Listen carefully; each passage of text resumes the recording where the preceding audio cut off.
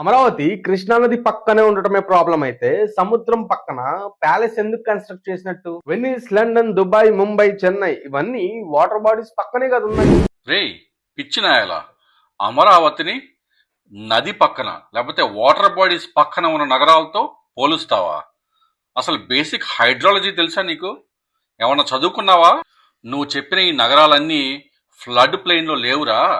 Flood plain అంటే అర్థం తెలుసా? ప్రతి నదికి పక్కనకున్న స్పేస్ అవసరం. ఆ స్పేస్నే ఫ్లడ్ ప్లెయిన్ అంటారు. ఈ అమరావతి కూడా ఆ ఫ్లడ్ ప్లెయిన్లోనే ఉంది.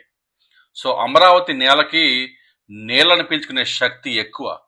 అమరావతి అనేది ఒక న్యాచురల్గా ఏర్పడిన భద్రతా కవచం. అంటే కృష్ణా నదిలో డ్యాముల్లో నీళ్లు వదిలినప్పుడు కానీ, పైనుంచి వర్షాలు పడినప్పుడు కానీ, నీళ్ల ఫ్లో ఎక్కువైనప్పుడు, వరద ముప్పు ఉన్నప్పుడు ఆ వరద పైన ఉండే నగర ప్రాంతాల్లోకి చేరకుండా చేసే ఒక రక్షణ కవచం. ఇలాంటి ఫ్లడ్ ప్లెయిన్ మీద కన్స్ట్రక్షన్ యాక్టివిటీస్ ఎక్కువగా చేస్తే వరద వచ్చినప్పుడు దిగువ ఉన్న ప్రాంతాలకు నష్టం అనేది భయంకరంగా ఉంటుంది, డెడ్లీగా ఉంటుంది. ఇక నువ్వు చెప్పిన లండను, ముంబై, వైజాగ్, చెన్నై ఈ నగరాలన్నీ కూడా ఆర్గానిక్గా గ్రో అయినరా. లండన్కి లండన్ థేమ్స్ బ్యారియర్ అని ఉంది వరదల నుంచి కాపాడటానికి. అట్నే వైజాగ్లో ఈస్టర్న్ ఘాట్స్ ఉంది, అంటే న్యాచురల్గా నీరు వరద వచ్చినప్పుడు వాటర్ ఎస్కేప్ అవడానికి మార్గం ఉంది. అమరావతిలో లేదురా. అమరావతి సీ లెవెల్ నుంచి కేవలం 10 to 15 మీటర్స్ అబోవ్లో ఉంది. నీరంతా వచ్చి అక్కడే స్టాగ్నెంట్ అయ్యే ప్రాంతం, అక్కడే కలెక్ట్ అయ్యే ప్రాంతం అమరావతి. నువ్వు చెప్పావే వెనిస్. వెనిస్ అనేది మునిగిపోతున్న నగరం రా.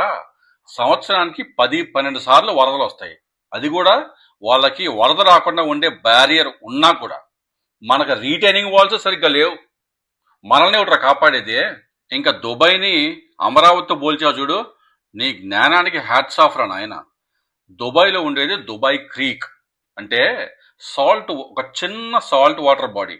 అంటే పర్షియన్ గల్ఫ్ సీలో నీళ్లు టైడ్స్, అలలు ఎక్కువైనప్పుడు నీళ్లు కొంచెం ముందుకు వస్తాయి.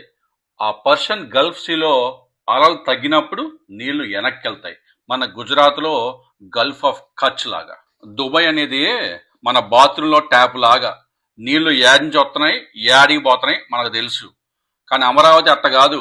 ఒక పెద్ద పైపు బరస్ట్ అయితే ఎట్టుంటది, నీళ్లు ఎటు పోతున్నాయో ఏడికి పోతున్నాయో ఎవడికి తెలియదు. దుబాయ్లో పడే వర్షాలకి మన దేశంలో పడే వర్షాలకి ఏమన్నా పోలిక? వాళ్ళకి డ్యాములు ఉన్నాయా? వాళ్ళ దగ్గర నదులు ఉన్నాయా? సరే, నువ్వు కంపేర్ చేయాల్సిన సిటీస్ ఏవో తెలుసా? నువ్వు కంపేర్ చేయాల్సిన నగరాలు, ఏ నగరాలు అయితే ఫ్లడ్ ప్లెయిన్లు కట్టారో ఆ నగరాలతో కంపేర్ చేయాలి కదా. Number 1 Jakarta, Indonesia. Every year, ప్రతి సంవత్సరం 25 సెంటీమీటర్స్ కిందకి కుంగిపోతుంది. దాన్ని ఇండోనేషియా వాళ్ళు క్యాపిటల్గా కూడా తీసేసి పక్కన ఇంకో క్యాపిటల్ కట్టుకుంటా ఉన్నారు. 2 న్యూ ఆర్లీన్స్, యుఎస్ఏ. 2005లో ఇక్కడ వరదలు వచ్చినప్పుడు 80% సిటీ మునిగిపోయింది. 1800 మంది చనిపోయారు. 3 ఢాకా, బంగ్లాదేశ్. బ్రహ్మపుత్ర నది పక్కన ఉండే ఫ్లడ్ ప్లెయిన్లో ఆ సిటీని కట్టుకున్నారు. ఆ సిటీకి ప్రతి సంవత్సరం వరదలే. 2020లో వచ్చిన వరదలు ఏకంగా 2 నెలలు అస్తవ్యస్తం చేసింది. అది కూడా కరోనా టైంలో. ప్రపంచంలో నగరాలు ఎక్కడ ఎట్లా కట్టకూడదో ఇదంతా ఒక ప్యాటర్న్. మీరు నదితో యుద్ధానికి పోతా ఉన్నారు.